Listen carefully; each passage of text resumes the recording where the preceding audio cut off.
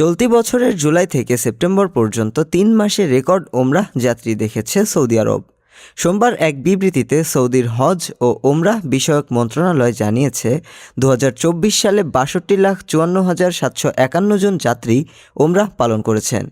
এর আগে কোনো বছরের এই মৌসুমে দেশটিতে এত বেশি ওমরাহ যাত্রীর আগমন ঘটেনি।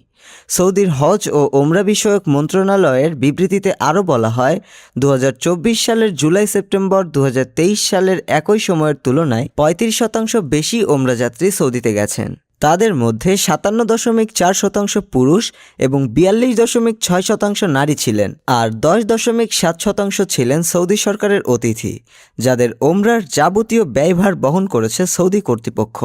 এই মরশুমে ওমরাহ যাত্রীদের ২৯.২% বিশ্বের বিভিন্ন দেশের নাগরিক। তাদের মধ্যে ১৭,০৭,৫১৪ জন পুরুষ এবং ১৬,৩৮,৭৪৩ জন নারী।